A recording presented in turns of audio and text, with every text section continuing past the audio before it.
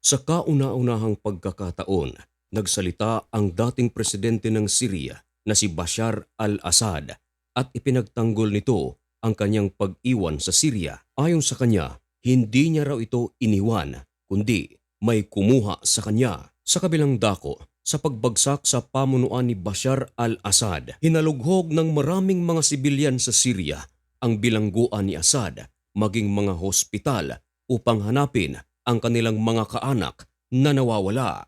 Ayon sa ulat, mga 100 hanggang 150,000 na mga Syrian, babae, mga lalaki at mga kabataan ang nawawala. May mass grave na natagpuan mismo sa Damascus. Dito na kaya matatagpuan ang mga 100,000 hanggang 150,000 na mga sibilyan sa Syria ang nawawala. Yan ang ating pag-uusapan sa videong ito.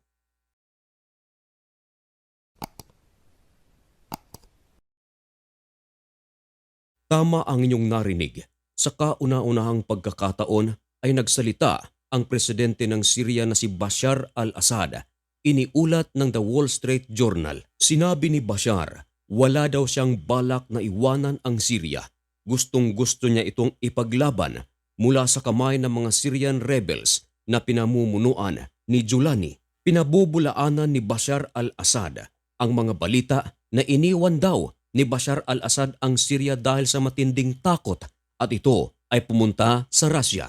Dagdag pa ni Bashar al-Assad, noong mahulog daw ang Damascus sa kamay ng mga rebelde sa Syria, wala raw siya doon sa Damascus, kundi nagpunta raw siya sa province of Latakia dahil gusto niya raw na suriin kung bakit iniwan ng mga Syrian troops ang kanilang posisyon sa Latakia nang ito ay mahulog sa kamay ng mga rebelde. At dahil sa napasok na raw nila ni Julani ang Damascus, nawalan na raw siya ng pagkakataon na makabalik pa rito. Dito na raw nagdesisyon ang Russian forces upang sapilitan siyang ilipad papuntang Moscow. Naniniwala ba kayo mga kaibigan sa mga pahayag ni Bashar al-Assad? Ang mga pahayag ni Assad taliwas na taliwas sa mga naunang balita. Ayon sa mga naunang balita, si Bashar al-Assad ay nasa Damascus nang ito ay salakayin ng mga Syrian rebels at sumakay sa isang eroplano na nagmula mismo sa isang airport na malapit sa Damascus at ito ay papuntang Moscow. May kumakalat din na balita na di umano si Bashar al-Assad ay nag-offer ng isang malaking halaga kay Vladimir Putin para sa kanyang safety.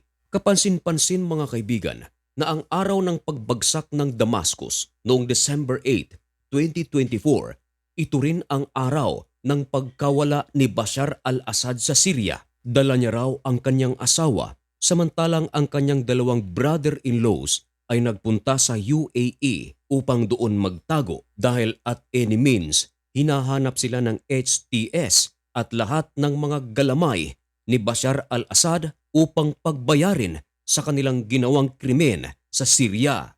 Talking about krimen sa Syria mga kaibigan, marahil ay narinig mo na ang balita na si Bashar al-Assad ay meron siyang kulungan na kung saan dito ay ginagawa ang mga matinding pangtutorture. Dito rin dinadala ang mga kontra sa kanyang pamamalakad. Matinding pagpapahirap daw ang ginagawa ng pamunuan ni Bashar al-Assad sa kung sino man ang tumitindig laban sa kanya, mapamedya man ito, babae o lalaki. At nang bumagsak na si Bashar al-Assad, sumugod ang napakaraming mga residente sa nasabing bilangguan ni Bashar al-Assad kung saan dito idinadala ang mga tao na kumokontra sa kanyang pamunuan. Ayon sa ulat ng CNN, nasa mga 100,000 ka mga tao ang nawawala at walang mga ebidensya kung nasaan ito. Meron ding mga ulat na kumakalat na umaabot sa mga 150,000 ang mga nawawala. Nasaan kaya sila? Ano ang ginawa sa mga taong ito?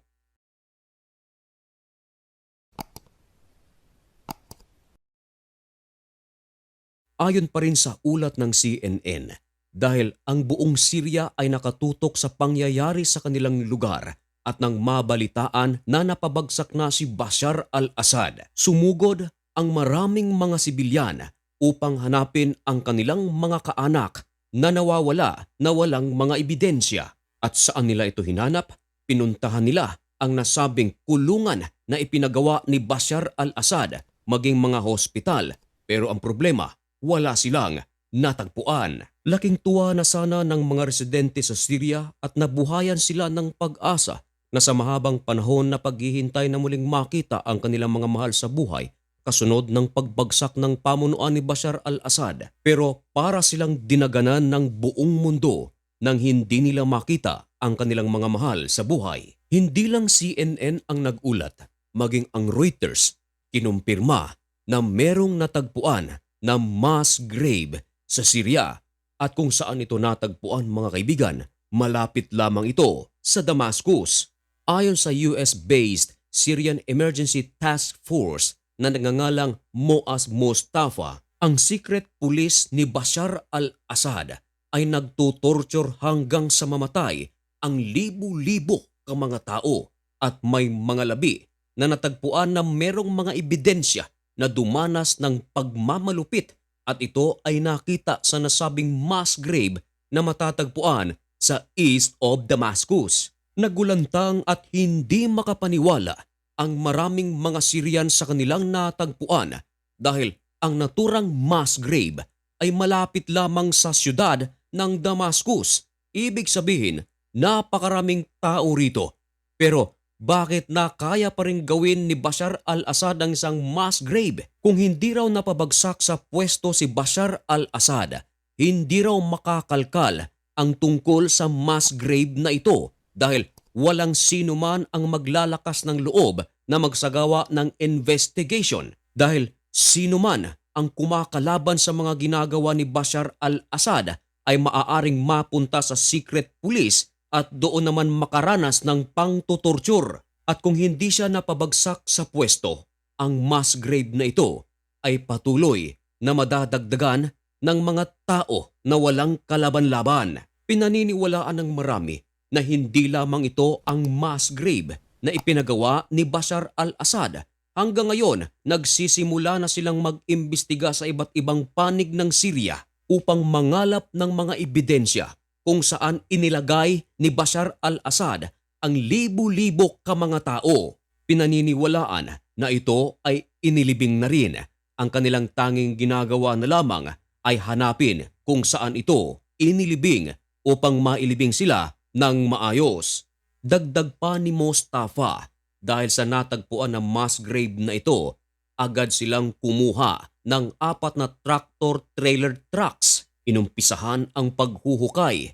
Agad silang nakakuha ng napakaraming buto. Ayon kay Mustafa, napakarami raw ng kanilang natagpuan ngayon. Mas marami ikumpara sa kanilang natagpuan noong 2012 hanggang 2018. At upang mapadali ang kanilang paghuhukay, kumuha na rin sila ng bulldozer excavators.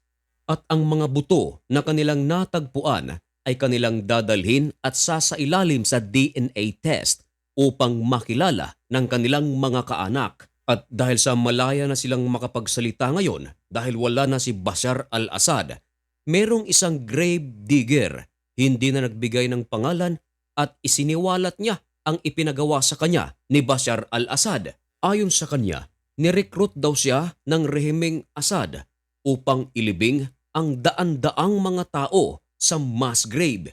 Ayon sa kanya, ang mga tao na ipinalilibing sa kanya ay mga Syrians at ito ay nagmula sa mga detention centers. Ayon sa kanya, pinasakay raw siya ng truck at maraming mga trucks ang nakasunod sa kanila at ang mga truck na ito punong-puno ng mga tao na wala ng buhay. Talagang napakatindi nito mga kaibigan. Ano ang inyong masasabi tungkol dito? I-comment ang inyong mga opinyon. Mga kaibigan, antabayanan lamang ang mga susunod pa na kaganapan dito sa Middle East sa ibang panig ng mundo dito lang sa Usapang Banal. Upang maging updated ka, pasubscribe na rin ng channel na ito. Hanggang dito na lamang muna ang videong ito. May God bless you and thank you so much for watching. Goodbye.